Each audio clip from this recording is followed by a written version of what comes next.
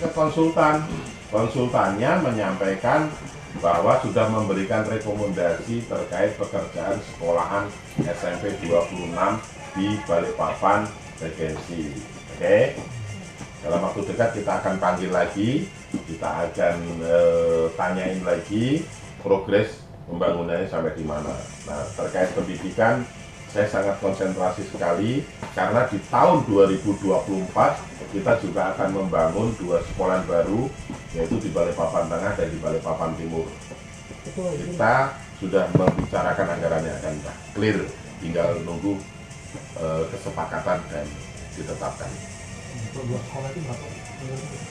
2 sekolahan ya kurang lebih seperti yang SMP 25 dan 26. Kalau 26 kan itu kan sekolah terpadu, ada SD-nya, ada SMP-nya.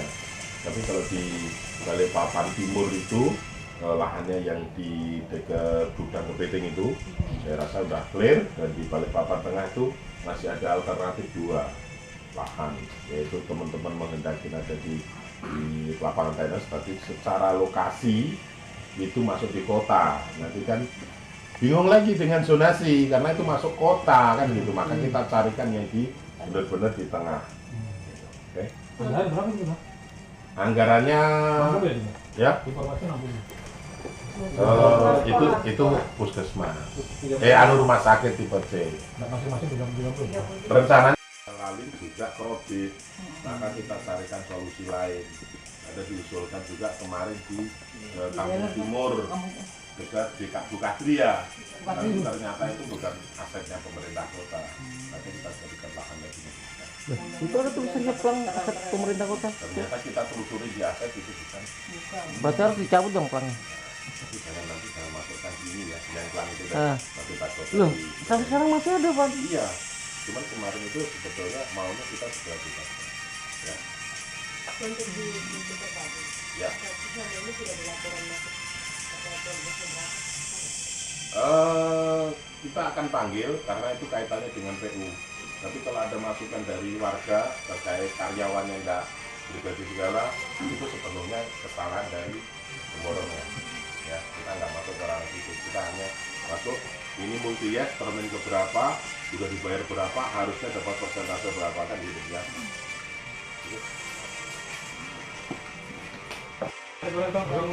Terkait rumah sakit tipe C, tahun depan kita akan bangun, yaitu di Balikpapan Barat dan di Balikpapan Timur.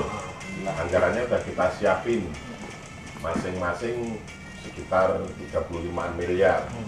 Jadi di sana kan tidak cukup selesai angka di situ, karena di sana juga perlu alkesnya kan gitu.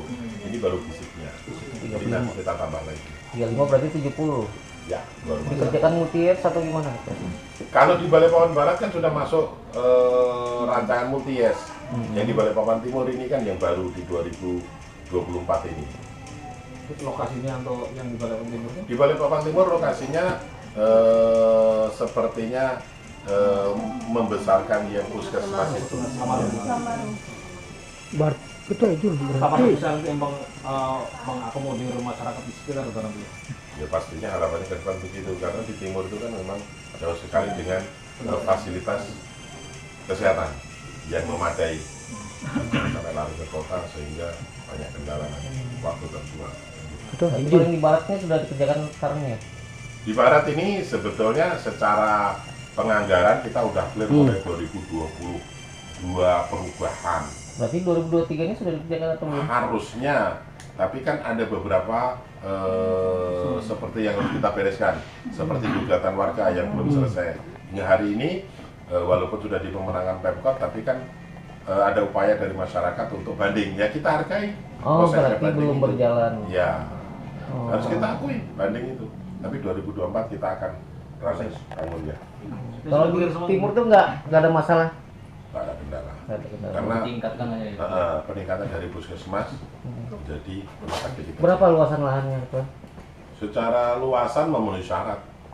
Kalau rumah sakit itu kan setengah hektar aja bisa. Setengah hektar. Rumah sakit kalau puskesmas sekarang kan setengah hektar aja Setengah hektar. bisa. Tapi itu di sana lebih dari 1 hektar. Oh gitu.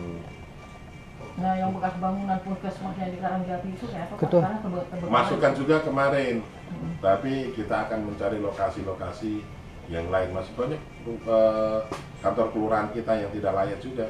Puskesmas di Karangjati, terus puskesmas di Gunung Sari Hulu. Ini sebetulnya kita juga mau relokasi. yang Mekarsari itu kan ada kelurahan Mekarsari nanti di Karangbumi letaknya itu kan Iya. sudah dibersihkan. Pak. Itu memang rencananya di sini juga. Rencananya ya kita menata kembali lah intinya. Ya takutnya yang bekas bekas puskesmas Karangjati itu loh Pak. Nanti berdiri nanti apa? Mandau-mandau Pak. Iya Pak, itu sampai sekarang Pak masih Iya. apa? Kecamatan Tengah itu Pak masih pakai gedungnya PDHN lama kan? Nah Iya. itu gimana Pak untuk itu? Memang di tengah ini agak sulit kita mencari lahan. Contoh aja, sekolahan itu SMP itu di tengah itu hanya satu, SMP 22. Karena nggak ada lahan. Lahannya. Kalau kita di rumah mungkin kan untuk lahan tenis mungkin Itu secara lokasi itu di Balikpapan kota.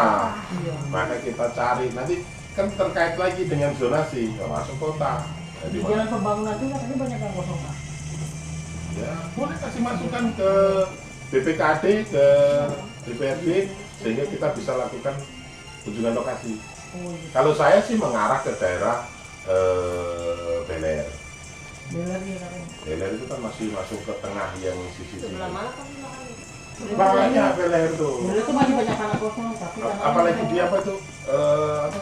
Di depan Pak apa? Bengkel anu tuh loh, apa naik ke atas ya, tembus ke Beler itu apa? Yang dari Gunung Guntur.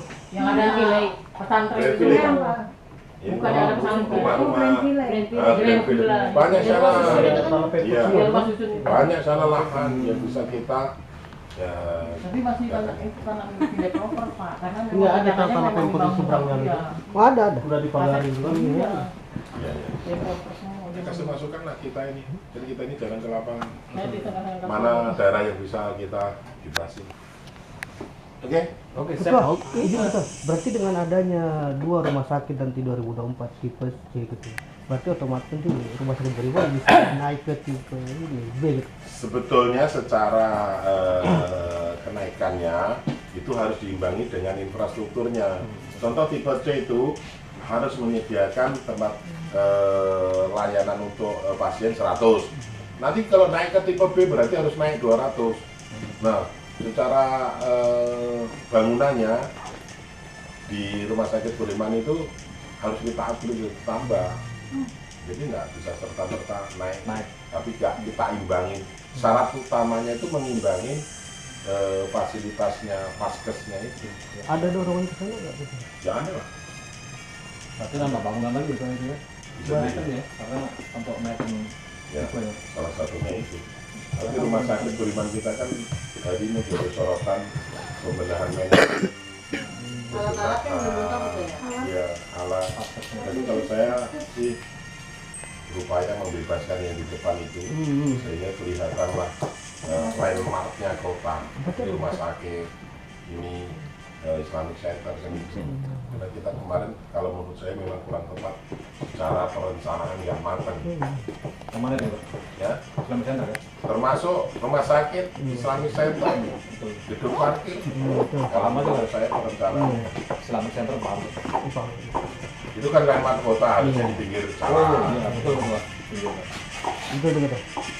Begitu, makasih banyak Ketua. Terima kasih banyak Pak.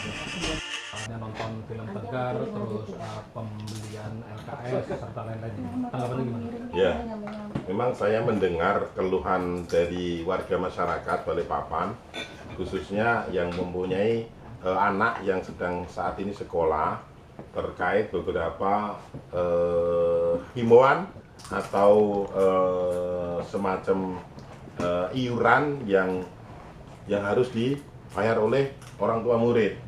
Ada bentuknya itu membeli LKS, dan ada juga yang saat ini lagi rame nih menonton film Tegar. Belum lagi sumbangan atau uang kas. Nah ini bagi kami DPRD Kota Balikpapan akan mendalami lebih jauh apa bentuk-bentuk kegiatan tersebut, urgensinya terhadap anak didik baru atau anak sekolah lah. Kayak sepertinya kan di sekolah negeri ini kan sudah kita fasilitasi semua mulai dari Sapras dan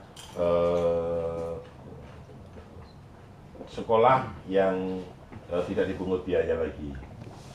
Bahkan seragam pun kita sudah kasihkan bantuan dari pemerintah kota. Tapi masih ada rupanya laporan dari masyarakat yang terkait sumbangan, terus terkait iuran kas dan LKS, dan ada lagi ini laporan terkait nonton film Tegar. Nah, nanti Komisi 4 akan koordinasi dengan Dinas Pendidikan, tentunya menyikapin laporan masyarakat terkait iuran-iuran atau kegiatan di sekolahan yang tadi sangat-sangat meresahkan, dalam tanda kutipnya membebani wali muridnya. Iya. Sabar dulu ya, nanti kita tanya ke Dinas Pendidikan ya. Oke. Ya itu Oke. termasuk renovasi ruangan.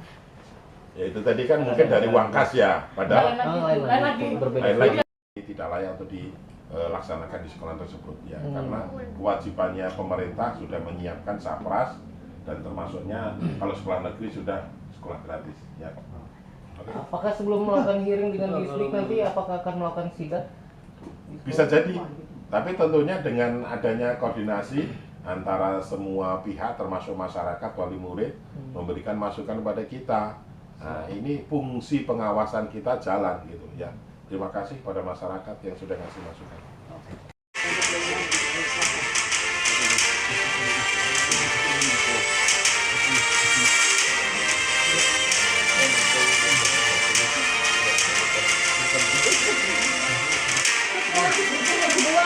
Jan, foto Jan.